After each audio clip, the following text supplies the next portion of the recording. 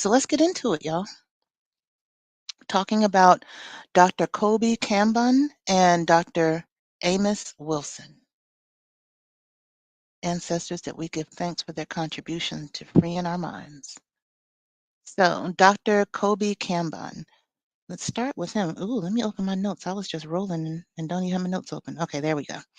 So, he was born Joseph A. Baldwin. So, over period of time and through claiming his and reclaiming his own African identity, he changed his name to Kobi Kambon. And so, again, born Joseph A. Baldwin, because as I look and honor ancestors, I like to understand and say their names that they mama gave them and say their names that they chose for themselves if they've changed it. Both are sacred, both are honorable, and we uplift them in both ways. I always go back to what your mama called you, what your mama named you. But anyway, okay, so Joseph Baldwin, he was born 1943 in Jasper, Alabama. Y'all remember the brawl in Alabama? Was that last year or the year before? These years are blending. Anyway, I just thought, anytime I see Alabama, all I can see is Aquaman swimming across the water. I'm just saying. And he was the ninth, Dr. Kambon was the ninth of 10 children. And obviously, the time period that he was born in, and in Alabama, I mean, apparently it doesn't even have to be 1943. It could be 1920 or 2024. But it was deeply entrenched in these segregation laws and systemic racism. I mean, again, not unlike now, but just much more open and blatant than what we have been experienced, but then we're seeing it come back even more so. I don't even know if it's that different than what we have now. There aspects of it are, but so his family, his mother was a teacher, Mama Mabel. We give thanks to her who gave birth to him. She was a school teacher and a community leader. So again, as the mother is so educated, so are the children. So she was a teacher and a leader, and she instilled academic excellence and cultural pride. And his father was a coal miner, but then he transitioned to being a Baptist minister. So he has this combination of education, spiritual resilience, and community leadership that he grew up in. And again, being the ninth of 10 children, so that means he had a whole lot of older brothers and sisters that was also helping to guide him. But to be clear, he was in that Jim Crow South. So he experienced all of the oppression and the struggles with liberation and the struggles with systemic racism and violence. So that was a part of what the foundation for this approach to liberation that he eventually developed. And of course, his mom was a school teacher, so he was going to excel academically. So he completed his bachelor's in psychology at DePaul University. And then he went on to get his master's in personality abnormal psychology from Roosevelt University. And then he went on to earn his PhD in personality and social psychology from the University of Colorado at Boulder. And that's where he began to critique this Eurocentric psychological model that was ignoring or misrepresenting African American experiences. You know how they do. And it really motivated him to shift his focus to developing African centered psychological frameworks. And we'll talk more about what those actually were, but understand his academic foundation was solid. 19, not okay, 2023. I knew it felt like it wasn't last year, but it feels recent. I'm telling you, these years just blur. So the month, the brawl was August 5th. You know what? Cinco de Negro. Oh my, can I write this down right quick? Where's my pen? Because we're gonna talk about this in August. We celebrating that date. Cinco de Negro. Did you make that up? Because I haven't seen that. That's hilarious. Okay, let me keep going. And so his academic foundation to do what he has done was solid, to really be able to understand and deconstruct it in a way where he's using psychological principles in that foundation, but dismissing the overarching Western thought process that dismisses us and creating something that is for us. Incredible. And so then one of the, which we give so much thanks for him, he went on to lead Florida A&M University, another HBCU. He went on to lead their psychology department. And that department became a hub for African-centered psychology. He was the chair of the psychology department for over 10 years. And he developed a curricula that really prioritized African worldviews. So all of the students coming through FAMU, Florida A&M, were trained in this African-centered psychology, this curriculum. And FAMU became a national leader in that. And we give thanks to him because he brought that and developed it along with these frameworks and tools that we'll talk about as we go forward today. And and speaking of those frameworks, I'll just tell you the names of them, and we'll break them down a little bit more as we go forward. So, African self-consciousness (ASC) was the framework that advocated and looked at the psychological and how we could psychologically protect ourselves against racial oppression. And then he created a cultural misorientation or CM theory or framework that explained and detailed how Black folks have internalized non-African values and how that disrupts our Black identity. I don't know about y'all, but I see it every day. Simple things, small things, which again, we'll talk about it, but one that comes into mind is how we can have this obsession with all things European, like somehow they're better, or an English accent, like somehow that denotes some kind of intelligence, or with things Asian, as if that's the only ancient culture on the planet. So it must be amazing. Now that's moving away from the Eurocentric, but it's still dismissing what is African as examples. But he developed these frameworks and tools, which again, we'll go forward and talk about them a little bit later, but these are all incredible things. And you can see that trajectory from his own lived experience, his education, and using the combination of those to do some things that were impactful and important for us as a people on the path to decolonizing our minds and liberating ourselves. Because the idea is that liberation is going to start in your mind. Nelson Mandela taught us that you can be imprisoned, but if your mind is free, are you fully imprisoned? Do you still able to have hope? Which is part of what we talked about at the end of our session yesterday, is maintaining that hope. That's a mental, emotional, and spiritual process. Okay, let's keep going. So Dr. Amos Wilson, he was born in February 1941, but he was in Mississippi, Hattiesburg, Mississippi. I've been through Hattiesburg. I wonder what it looked like in 1941. Notice I said I've been through Hattiesburg. And it was during the height of Jim Crow segregation, much the same. I mean, they were like 2 years apart and a state away, Alabama, Mississippi right next. So they was having the same experiences, the institutional racism, the oppression, all of this contributed to him and his lifelong dedication to wanting to understand these systemic power dynamics, the concept of power and how it plays out. And he examined that. And all of these early experiences that he had helped him to go forward in that. Now, he achieved academic success where he focused on these Black realities. Now, he got his undergrad degree from Morehouse College, shout out AUC, Atlanta University Center. And of course, we know they cultivated and have always been known for cultivating intellectual leadership. He went on to get his master's at the New School for Social Research, where he specialized in social political psychology. Oof. And then he went on and got his PhD from Fordham University, where he explored how oppressive environments impact Black consciousness. This was deep. I mean, to look at the combination of power, politics, and psychology, he went in. Again, from his own lived experiences, made him question things. And his intellectual and educational pursuits gave him the tools to truly question it.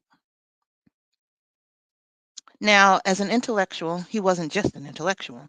He worked as a psychologist, he worked as a probation officer, and he was a training administrator in New York City's Department of Juvenile Justice.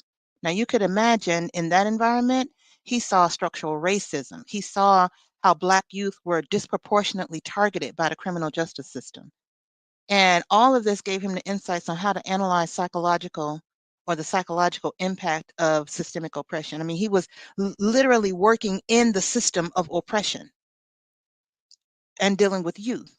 And he talks more about that, or more in the work that was published actually after his death, the um, and a Black Power worker, which again, Blueprint for Black Power, which we'll talk about in a bit.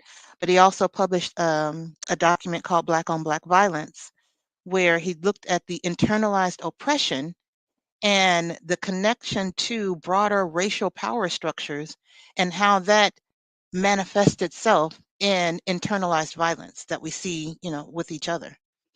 And in addition to doing all this work with the city of New York, he also taught at the City University of New York and also at the College of New Rochelle, where he integrated the real world issues that he was seeing or had seen into his curricula. So if we were coming through his class, you were going to not just get theory, and you damn sure wasn't going to get theory based on Eurocentric views.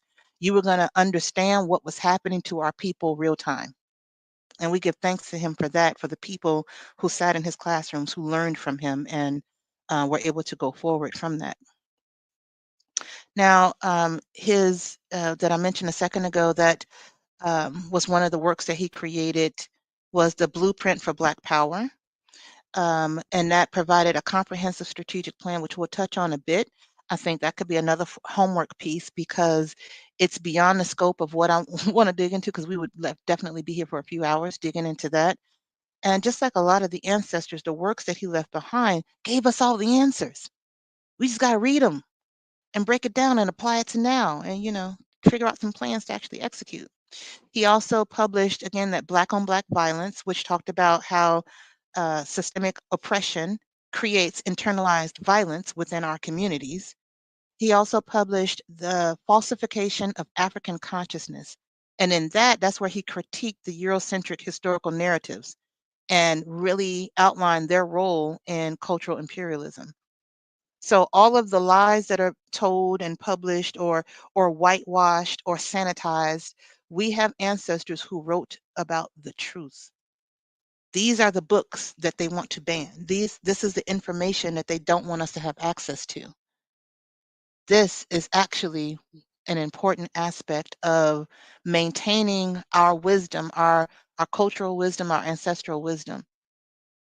Dr. Belizaire, you had mentioned before I think it was an online bookstore, but a place where we can get used books. If you recall that, if you can put the name in the chat, that would be awesome.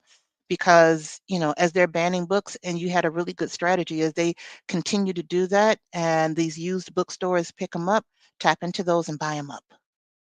Create our own libraries till we give thanks. Okay, let's keep it moving. Oh, one of your friends created that Cinco de Negro. Listen, they need to catch on. I'm about to be saying it. Okay, so let's talk about what they contributed. We're gonna be here for a second, y'all, because they did some things. So I'm gonna try to make it high level though.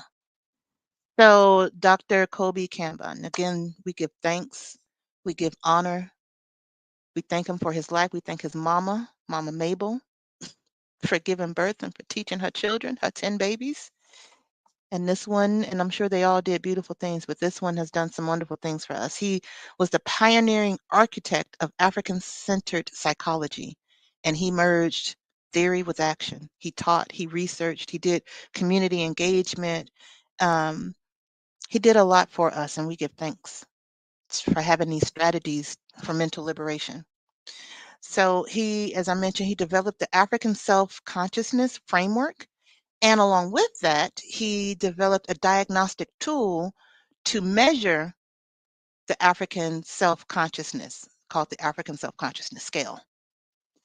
And they both are not only diagnostic tools, but they're also a method for healing that'll help Black individuals know and recognize and resist mental colonization, because it's so insidious. It just creeps right on in. So he defined it as an internal awareness of African identity, which can be a defense against psychological oppression. So this framework is a way of measuring your own and understanding what the scale is, The framework gives the outline of what it means, African-centered consciousness or self-consciousness. The scale enables a way to help measure how much of your own African identity you've internalized versus not internalized. If I were to make it a little lighter, I might say it's a way of actually defining kinfolk. You could be skinfolk, but how much of a kinfolk are you? And so there's a few principles of ASC. Well, let me go through all his accomplishments, and then I'm gonna come back to the framework and what the tool looks like. If I forget, somebody tell me, come back. No, not that direction, this direction. Okay, and then the other thing that he created was a cultural misorientation theory, or CM, and also a scale or a diagnostic tool to go along with that.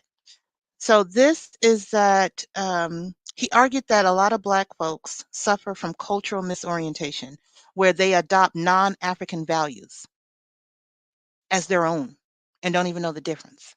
He says that cultural misorientation disconnects Black folks from their heritage, which leads to a psychological instability and self-destructive behaviors. We don't know who we are, y'all. And it's been intentional, but it's had a psychological effect on us. And by creating this framework and this scale, he gave us a way to, a language around it, a way to identify it, and a way to break it down, and a way to measure it, which in any approach, we need to know when we've actually made progress. So that's why you have to have something to measure. And the idea is that folks with cultural misorientation is an obstacle to liberation because people who suffer from it are mentally conditioned to uphold white supremacy, even if they don't know it. We see it playing out. How many Black folks had on the MAGA hats? And cultural misorientation, we have to identify it, confront it, and deprogram it for true mental decolonization to occur. That was his point, and that was his mission with creating that. He said, unless we address that, Black folks are going to remain psychologically enslaved. That's real. I'll come back and talk a little bit more about the principles of that as well, but I want to talk about the big overview of his accomplishments and his contributions and his gifts that he's left for us. The fact that he made African-centered psychology at Florida A&M as a part of their curriculum and led that transformation, because it wasn't like that before he got there. He transformed that department and created and made it into this hub.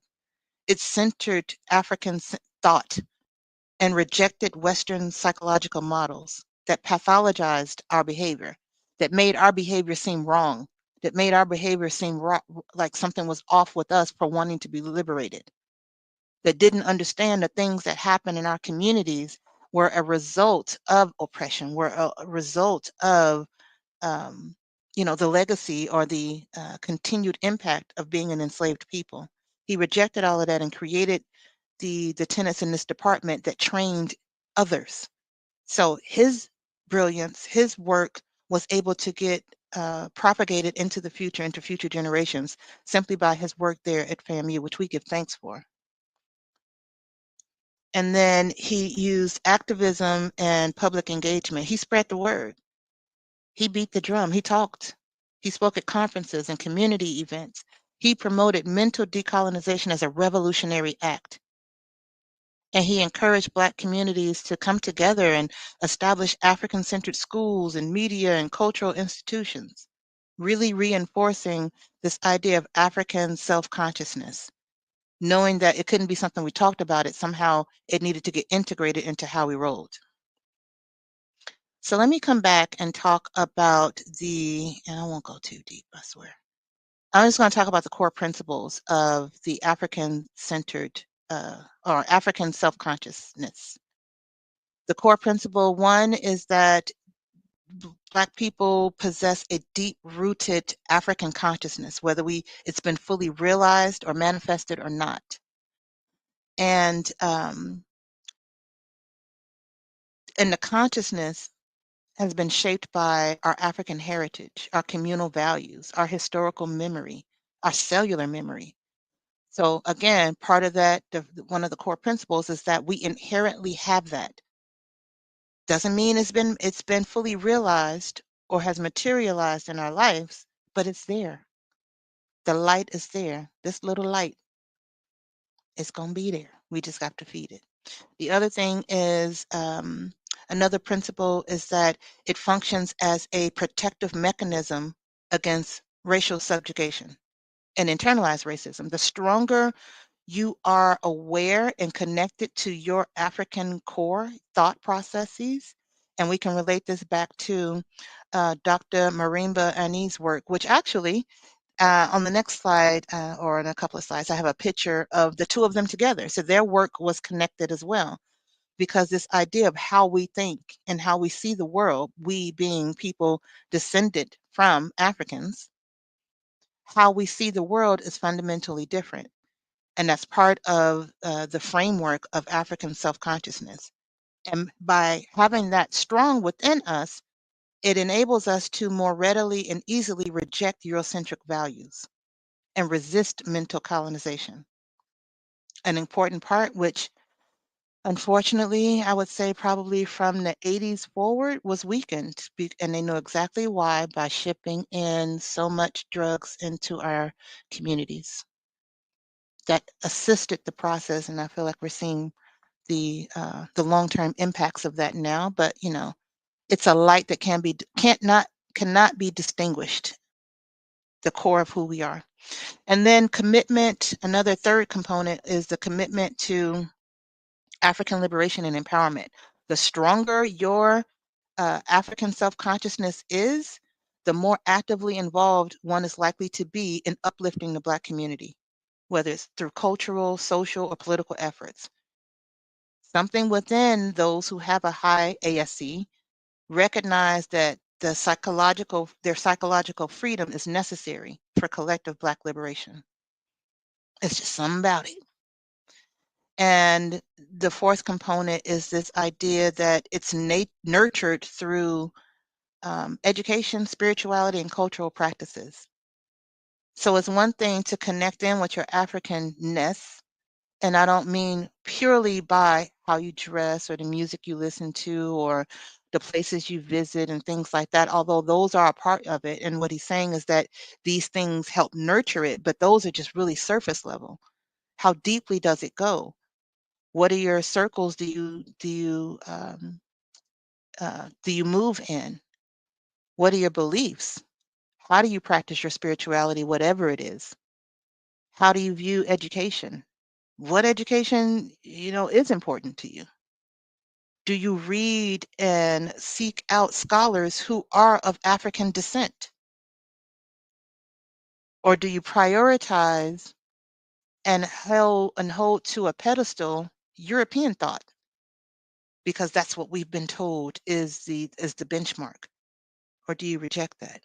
All of these things play a part into the model, and the tool itself, the scale itself, that can assess that.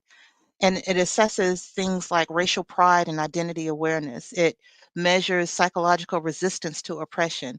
It measures commitment to Black community and liberation. It also measures how strongly you reject Black cultural norms. Trust and believe. I was like, is this available somewhere? You know how you can take every other kind of psychological test online? Of course, this one is not. It's used in research. Some therapists may use it as well. It's applied in educational and community settings, but the power of this cannot be denied, and because it uses a scientific method to evaluate mental decolonization. And in it, some guiding interventions to help restore our African centered consciousness. This needs to be more broadly used. It needs to be more broadly talked about. It needs to be integrated in any and everything that has to do with Black folks. I would say with children, but nah, we need to work on the whole family. We need to decolonize the minds of a lot of grown people who have the ability to go to a poll and vote, including and especially the ones who just got that ability. Because I understand Gen Z, the Black Gen Z, showed their ass at the polls, and not in a good way, because they don't even understand who they are whatsoever. That was a line from Erica Badu. She was preaching. Okay, so moving forward, And I'll just say a little bit about this because I've gone in so much about his first framework, but the cultural misorientation framework in theory, again, it talks about that Black folks suffer from this condition where they adopt everybody else's, and especially European, but at this point, we're talking about non-African values. So anything except African values. And the core principles there are psychological disconnection from African identity, internalizing these European worldviews. It's like that first model that he created, the African self-consciousness measures the strength of your consciousness in connection with your African root, your African culture, your African thought process and consciousness. This model, the cultural misorientation, measures the strength of your connection to the Eurocentric or non-African views. They work together, but kind of like two sides of the same coin. And okay, so moving on to the second principle of CM, cultural misorientation, is the role of systemic oppression. White supremacy and colonialism have deliberately imposed these Eurocentric values, and education, media, religion, political structures, all of it perpetuates it. How much of an impact have those things continued to have against us, and how much of us have unconsciously adopted those ideologies that work against our own interest? The third component is how it manifests. It manifests in people rejecting their own African heritage and glorifying European aesthetics, lifestyles, and in doing so exhibit these self-destructive behaviors. Again, we see it so much, people rejecting their own people, and unfortunately, quite often, these are people who are in positions of power, who look Black, who can give that aesthetic, meaning, if somebody wants to make a thing look like they're supporting Black people, but internally, they're so misidentified with their own culture, their own African heritage, and glorifying these European standards. They internally are unrecognizable. I think they might be unrecognizable to their ancestors as well, or at least very deeply saddened. And we can see that again in social, political, economic, and it shows up as colorism and anti-Blackness, as economic dependence, trusting that white-owned institutions are going to do better for us than those Black businesses. And again, the political misalignment. We already talked about that. People making moves in a way or making decisions in a way that harm themselves in the long run. And as we can see, it ain't even the long run, it's immediate. And again, this cultural misorientation is an obstacle to our liberation. So this is powerful work Dr. Kambon, sorry, that he did for us.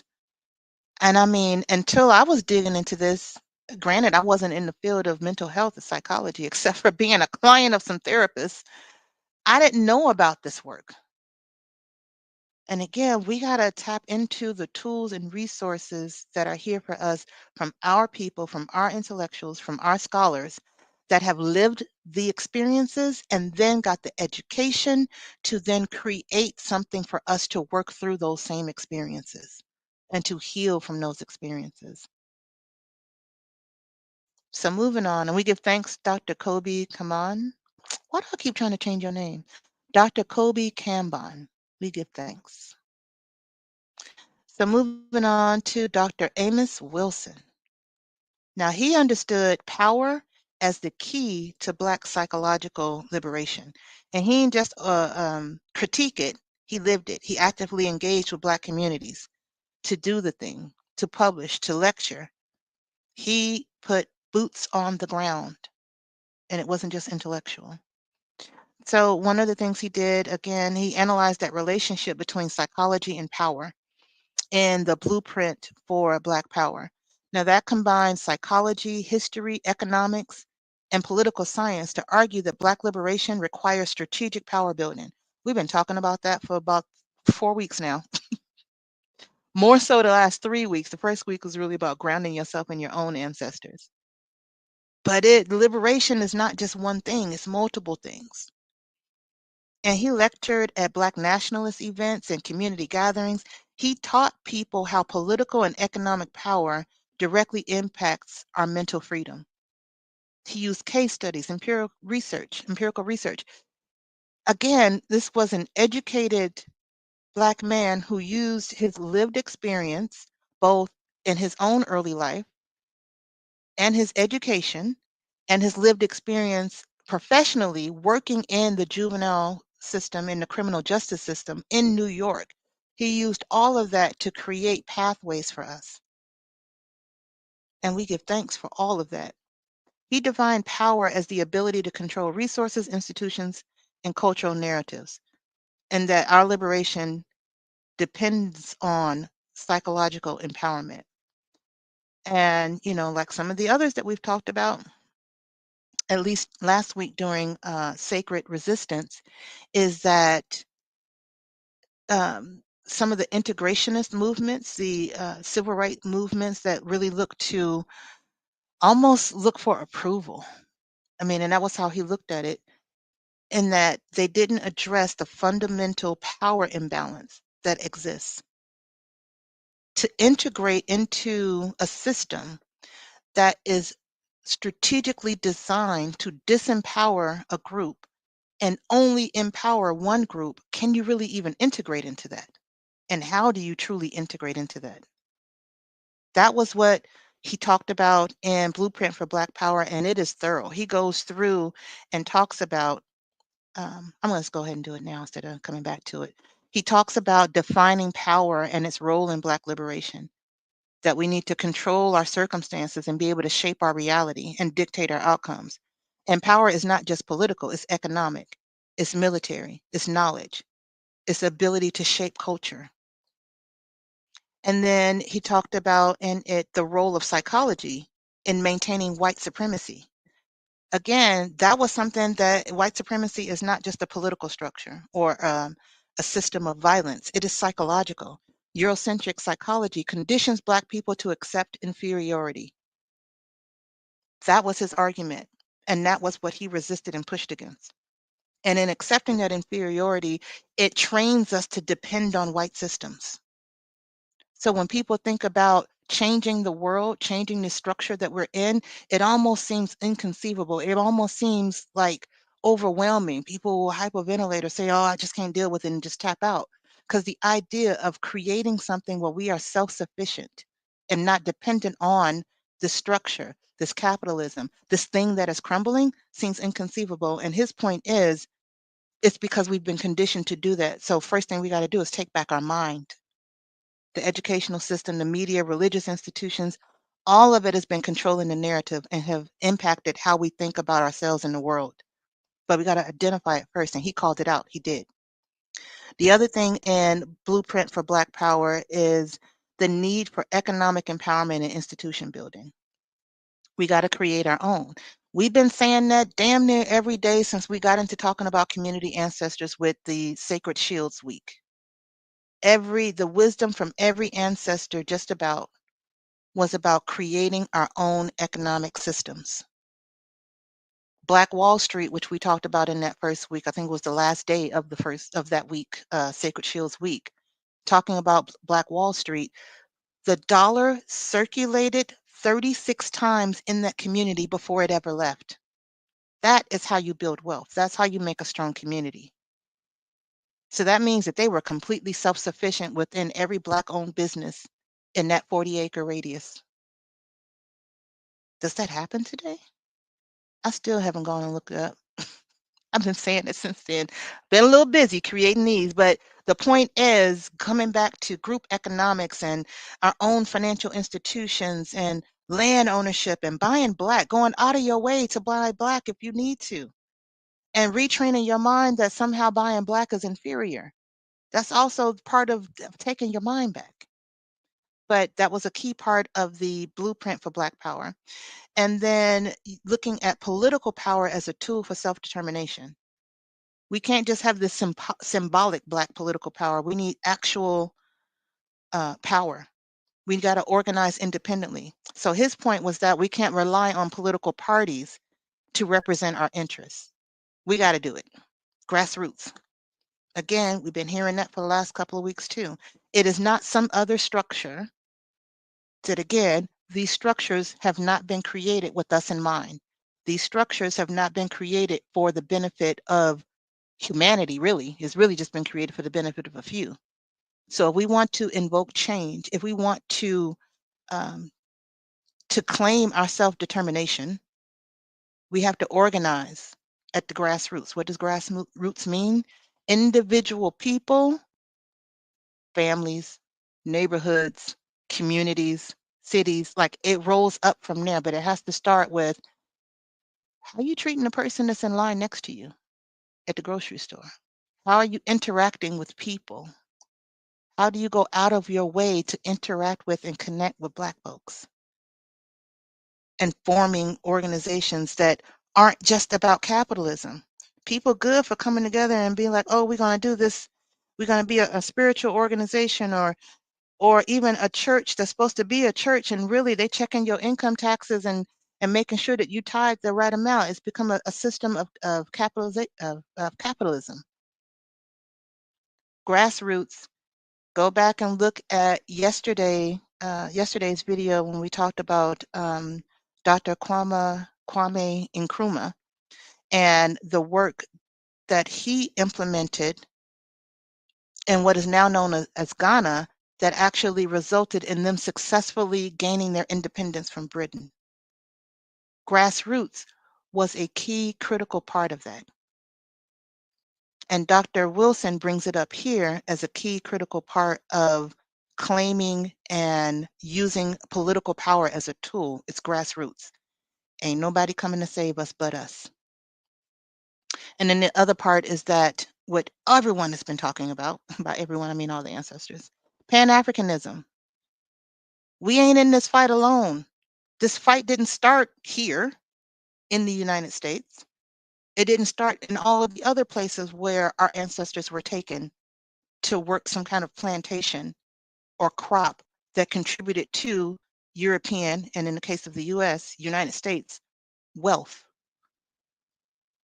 It started in Africa where they took us, where they took our ancestors, where they enslaved us. And it's still there because they colonized it. Ghana got their freedom, other countries have not yet.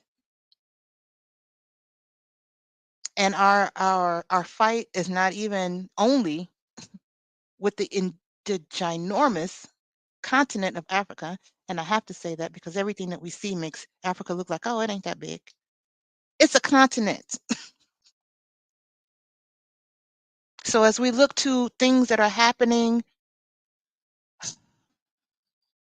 I guess with words I'm not supposed to say, I could say Gaza. Dude just dropped a AI created video talking about what he wants to do to Gaza and make it look like Vegas. All these things are related to our struggle as well. Now, how we go about looking at that Pan-Africanism, we need to get real strategic about, because what happened last in November was not the move. But it is true that our struggles are connected.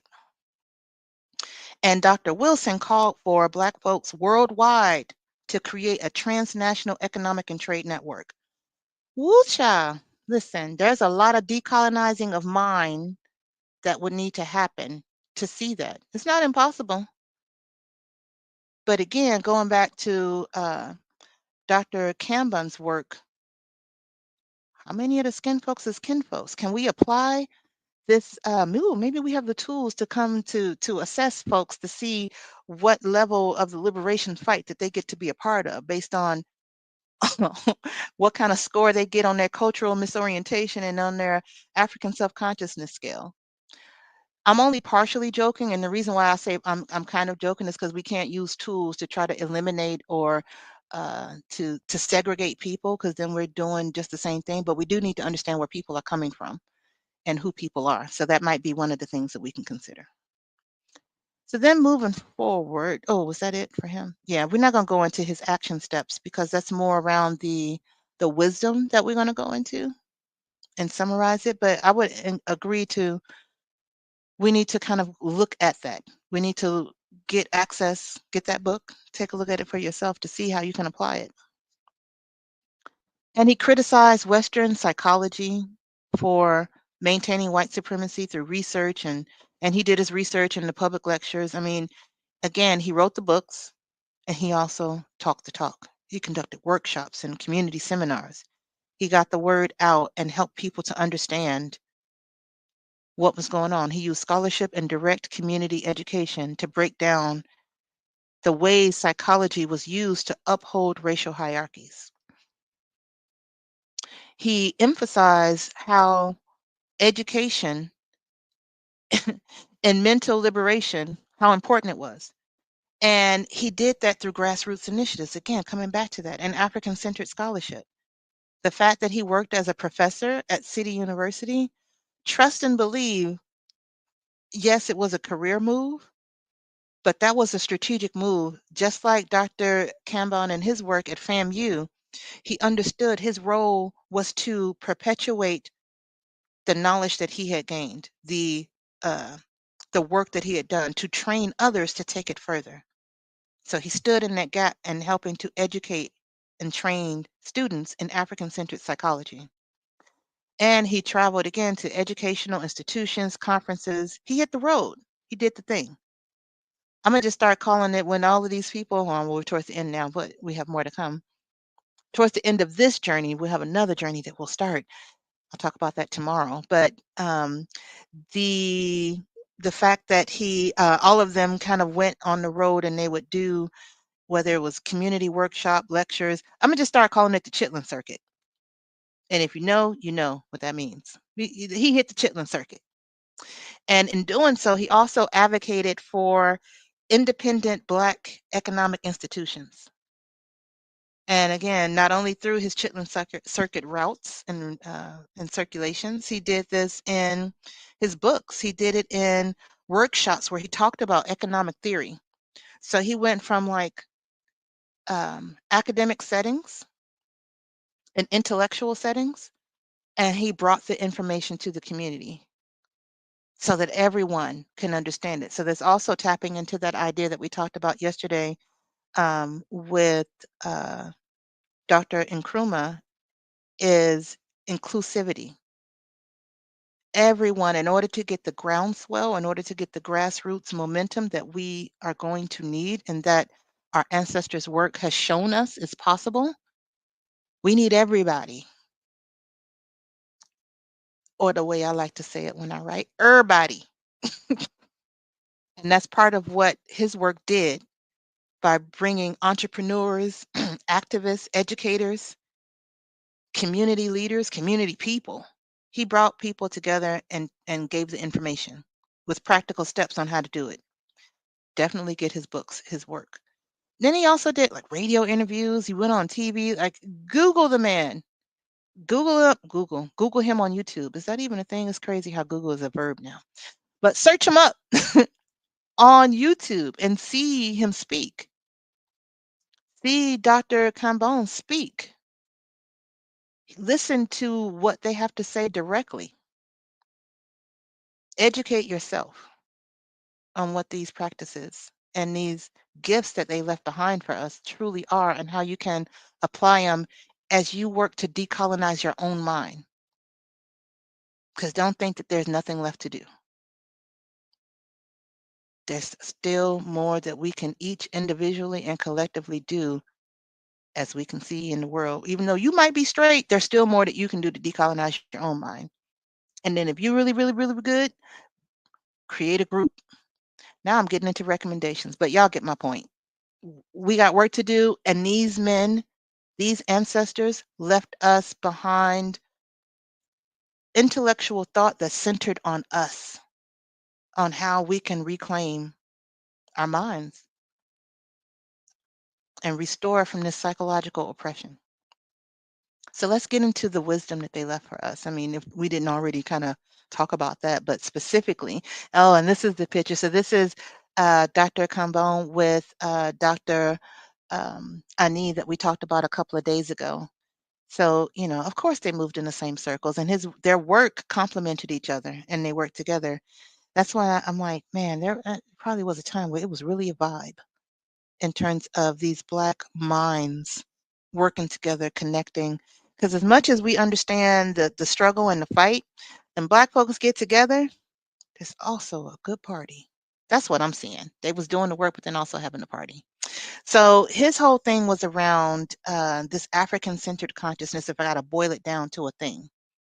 And this isn't a direct quote, but it's kind of a summary of different parts of his work, in that the wisdom would be the battle for the Black mind is the most critical battle of all. And let that sink in for a minute. Everything that we see on social media, on television, in all of the forms of media, especially mass media, but also social media, depending on what your feed look like and which platforms you're on, are all vying for our minds. As a former marketer, that's all it is. All the communication is trying to get a piece of your mind. And when we think about liberation, they, being the powers that be, the people in control, the people who are desperately doing outrageous things to maintain that control, they are very aware that if your mind is inundated, if they can own your mind, then that gives them a free rein to do whatever they want. Mental liberation begins with an African-centered worldview. So I'm just summarizing some of the things underneath this wisdom that he's left for us, that Dr. Kobi Kambon has left for us. Psychological freedom requires that we reject Eurocentric frameworks. And the first step towards liberation is to reshape the way we see ourselves through an African-centered lens, not a colonial one. That's very personal. I talked deeply about this in my first book, From Fat, Black, and Unlovable to Beautiful, Powerful Love, because that is how I saw myself, as fat, black, and unlovable. And it wasn't until going through a lot of internal work that I was able to uproot that and trust and believe, being constantly inundated with experiences, images, and mental pictures and um, words, all the things that try to reinforce the fat, black, and unlovable, meaning of not of value. If I just kind of summarize what that toxic thought means, it's an ongoing process of cleansing and renewing my mind to stand in the power and the truth of beautiful, powerful love. And I thank my ancestors for giving me that. But the point is, you got to reclaim your mind. And psychology has to be both political and cultural, and it has to serve the needs politically and culturally of Black people. So that's why I'm going to put that link in the chat after this live is done, after it processes, with a link to therapists that, and it's a link to a document. Again, if you weren't here at the beginning, it's a link to a document that was compiled by Dr. Aleye Kumari, and she shared it, may have been on Facebook. And it's a Google Doc where she's compiled a list of therapists and mental health professionals who are open, either practicing or at least open to African spiritual traditions, which to me is a huge signal that they are understanding and open to decolonizing our minds and understanding our African consciousness. So whether you are a practitioner in that spiritual system or not, this is a list of therapists that are going to be able to meet you where you are to help you on this journey. So I'll again post that later. And then the other component of this wisdom that Dr. Kobi Kambon has left for us, in that the battle for the Black mind is the most critical battle of all, is around the cultural misorientation, that we have to identify it and correct it. Most have unknowingly internalized some non-African values, and it's led to some identity confusion and dysfunction in our communities. And we don't even know it. We just think things are what they are without understanding that we have been conditioned over generations for things to be how they are. But the point from Dr. Kambon is that healing requires us to actively reject those identities that have been imposed upon us, and actively return to our authentic African consciousness. And I just want to state because people will associate the idea of African consciousness with all things African right now here today. And I want to remind you that Africa and Africa's culture today has also been colonized. So you have to dig deeper because oftentimes what we see presented to us as African culture is still a colonized version of African culture. So use your critical thinking, use your intuition, use your ability to read, ask question, have discourse, experience things, experience life to dig deeper. Yes, yes? Okay, keep moving. And then Dr. Amos Wilson, power as the key. That was his foundation.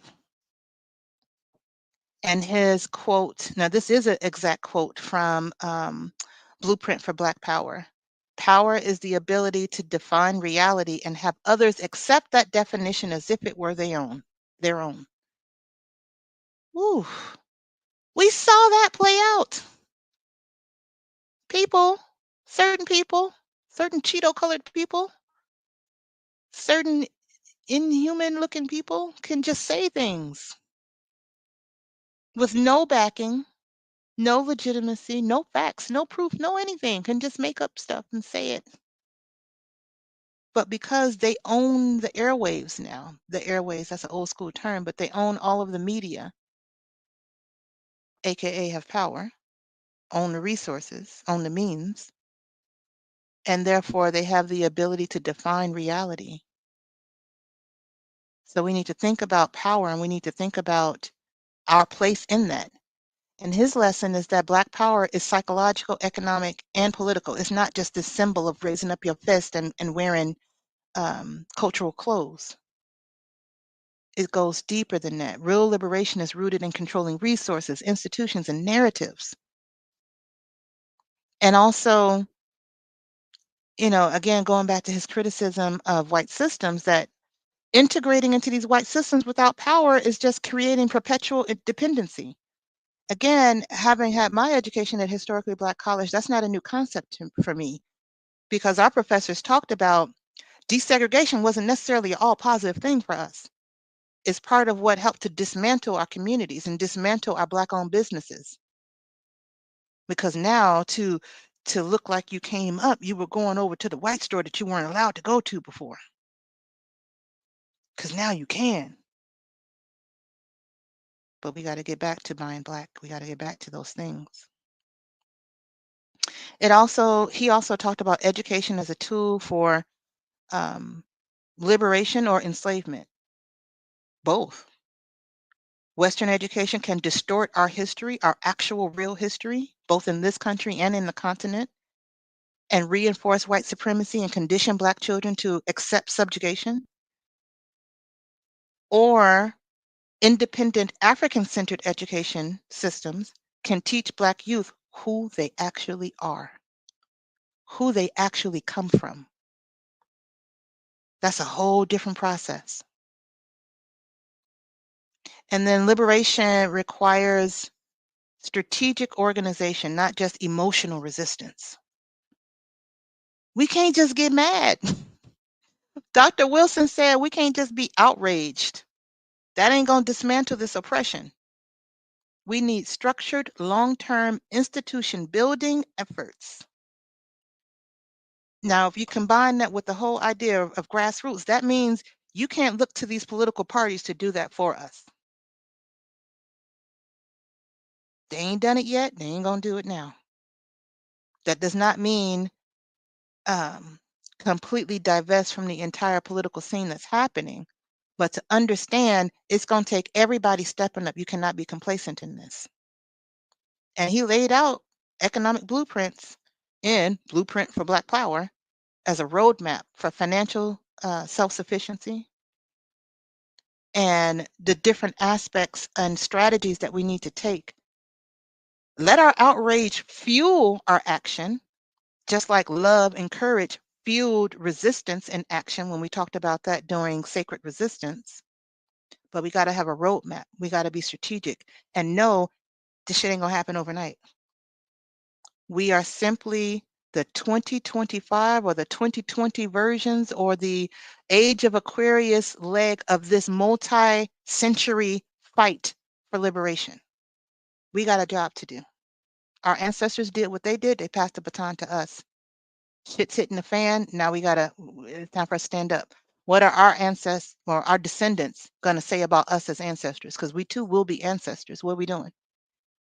We got blueprints from our ancestors. We've been talking about them. We got plans.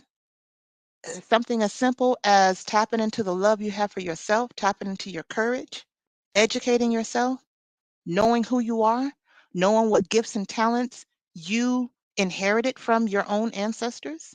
We talked about all of these things for the last few weeks so that you can ground yourself and you know why you chose to be here at this time during this particular part of the shit show. Because it really is not a shit show. It's beautiful. Life is beautiful. Being alive and being on this planet is beautiful. It's some power hungry, damaged humans that make it seem like a shit show. But Mama Earth, she be out here flexing, showing us beautiful sunsets, warm breezes, but she will also show us some shit and set the West Coast on fire and freeze out the East Coast. But the point is, being alive is beautiful. What we gonna do? We got tools, we got resources, we got blueprints. So let's talk about how we can apply all of this wisdom. And we give thanks to Dr. Kobi Kambon, and we give thanks to Dr. Amos Wilson for the work that they've contributed to helping us as a Black people liberate our minds and giving us the tools on how to do that, that we only have to pick up and use. So mental decolonization is the key to restoring this Black consciousness and our power. But how do we do that? Summarizing everything from both of these ancestors. Part of it is African-centered psychology and education. They've created tools for us. Kambon with his ASC and CM frameworks and diagnostic tools. African-centered schools that have been developed, the National Black Independent School Movement, they applied his vision to decolonizing education. And we can create more community-centered, African-centered mental health initiatives to integrate those. I want to hear more about these tools that Kambon created that can help us to understand ourselves and each other better so we can really get to the core of mentally what needs to heal within us. Because we can't always do what Dr. Franz Fanon talked about when we started this journey into sacred restoration. He talked about armed resistance. And as we learned from Dr. Nkrumah yesterday, armed resistance is not always the path to go because there can be a significant loss of life. So the route that he took in freeing Ghana was one of positive action and violent resistance. Differently than the civil rights nonviolence resistance here in the United States back in the 60s. Similar but different. Look into it, dive into it. But the point is African-centered psychology and education so that we even know these things that I just mentioned and know the impact on your mind that Dr. Kambon and Dr. Wilson created. The other thing that we can look at is economic empowerment. Again, this is not a new concept. We've been talking the last 3 weeks, but building cooperative economics and building institutions that are Black-led, Black-owned, Black benefiting, and these movements by Black, group economics, and the potential of Pan-African business networks, all rooted in Dr. Wilson's strategies. And we can see that by advocating for land ownership, we can expand our Black-owned financial networks and cooperatives, develop something new in terms of cooperative. So what comes to mind is Mr. Gurley, the man that bought the 40 acres in Tulsa, Oklahoma, and then because he had a vision, and then he subsequently sold pieces of it to other Black entrepreneurs who wanted to come and start a life and start a business. He owned a hotel, and I talked about this in depth in other parts of the Black Wall Street story in that video. But he owned a hotel, and that hotel was not only, was not only for people coming to stay overnight. He also preserved part of it or reserved part of it for micro businesses. And that was at a time where incubators, that's supposed to be this like new revolutionary or new thing in these last couple of decades here in terms of having spaces where people can rent or just kind of timeshare, for lack of a better phrase, spaces for their micro businesses without having to take out loans and get, and try to get actual real estate. He was doing that then. How can we take that idea further? How can we really start to work with each other instead of competing against each other? Everybody want to be the one in charge, but what if there was a way where there was decentralized leadership, which we talked about yesterday with Dr. Nkrumah, but what if there was decentralized leadership, but then everybody could eat? Cooperative business models, get creative, and don't just look to, or actually not even just, stop looking to capitalism and the way colonizers and imperialists think about and conduct business, and think about it in a different way so that we can truly be economically empowered. And then the other component is looking at how we build our communities and make connections. We're looking at and continuing to forge those transnational alliances. There's a huge movement amongst Black women to leave this country. We got Black women in all parts of the world that have sold their stuff, put their stuff in storage, done whatever, and left the United States, divested from this experience. And I'm like, hell yes. But that also means we got a network of Black women who understand this experience, who are somewhere else in the world and establishing a community there. That's a network.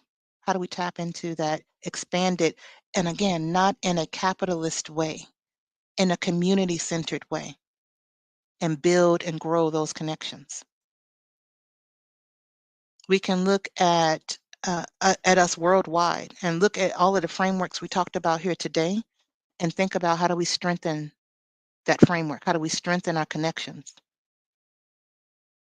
How do we look at economic sovereignty beyond the borders? We got digital tools now. It's completely feasible. Just got to think out the box and be willing to work together. But first, decolonizing your own mind so the idea of working with another Black person doesn't seem off to you. And let go of capitalist structures and ways of thinking. And it's all based on the concept of mind, economics, and power. Black liberation begins with African-centered consciousness, rejecting this way of looking at the world that Dr. Ani talked about in her work, and economic self-sufficiency, which many of the sacred shield ancestors spoke to. And Black Wall Street was one huge example, but there were lots of many Black Wall Streets that were destroyed. But that means we have the capability and we have blueprints on how we can do that and take it forward now that we're in the age of the Aquarius in this digital world. And we've always had the opportunity for global unity. And in that is where we have access to power. We have access to power right where we stand. But if we can actually look at other Black and brown people across the globe and understand that our fight is the same fight and actually have unity around that, that is a power that the beings on this planet that have colonized the planet can do nothing with because they actually are the minority. That's the other lie that's been told is Black folks walking around calling ourselves minorities. We are not a minority. I reject that word. So when we look at all of this, mental decolonization is a liberated mind, is liberating your mind, and that is the foundation for collective action. Without African-centered consciousness, Black people, we can't even effectively resist systemic oppression because you got some people just thinking they're resisting it, but really they upholding it. Or maybe they don't even think they're resisting it, but they are upholding it. How do we bring all that together to move forward? That's the question. That's the question you can sit with and breathe with. Dr. Kobi Kambon's emphasis was around African centered consciousness, and he offered practical pathways to help us identify how we are not aligned with who we truly are, but also how we can heal mentally. That has to be a priority at the individual and the collective level. Dr. Amos Wilson's focus was on power dynamics and economic independence and this historical truth. And all of that combined to provide us with strategic blueprints on how we can strive for a sustainable liberation. Different approaches, different ways of looking at our minds, but also complementary. Their combined wisdom gives us some actionable strategies that we can use to reclaim our mental sovereignty. We need mental sovereignty, we need political sovereignty, we need economic sovereignty. And we have all of the wisdom with the ancestors to give us to understand how to do that. It's individual and collective. I keep saying that. We can come together and we do need to come together. You also got to do your work. You do your work, you come together with community, we can do the work together. We come together with other communities. And when I say community, I mean Black folk, the skin and kinfolk. And then we come together because it does have to be and need to be, in order for true liberation, it does need to be something that is, not only it's inclusive. Everyone needs to fight together and not, scapegoat one group while another one just kind of sits and does nothing or betrays what the overall group is talking about. I can say, and we got one more day of this journey. I give thanks for all the ancestors that have come before us and all the work that they have done. And I give thanks for this process because it's given me hope during this time when all of this is going on in the world. And, if you're watching this 10 years from now, if YouTube is still a thing 10 years from now, just, peep the history and see what was happening in the first part of 2025. Hopefully it'll be a distant memory by then because we will have defeated imperialism and the world would be much different. I'm calling it. I'm calling it. So with that, we're going to wrap up today by taking a couple of deep breaths because as I said, we're not doing the meditation. You're going to go and find these speeches and talks from these two ancestors and you're going to tap into what they had to say and hear it directly. And then later on, you'll come back to this video and click on the link that I'll share in the comments. They'll give you access to that list of therapists that will meet you where you are culturally and help you to decolonize your mind. Let's take a deep breath in through your nose, and then you'll hold and out through your mouth. Starting now.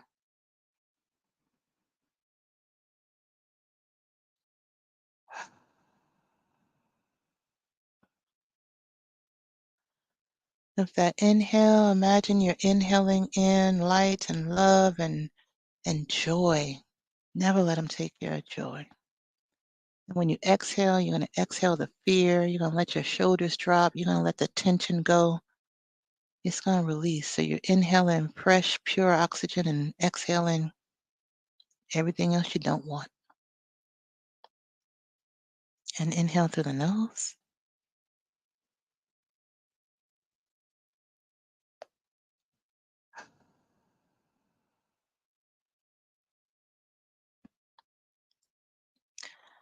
And one more time.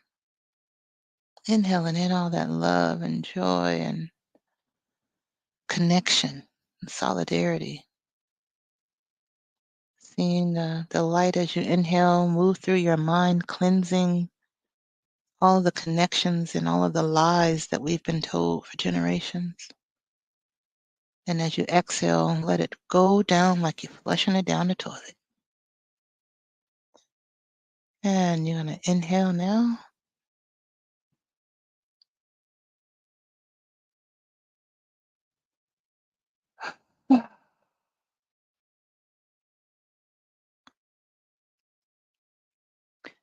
May you move forward in continuing the process of liberating your own mind. Because this entire journey, multi-century journey to liberation, starts in our own individual minds. And that you can do. Until next time, take good care of you.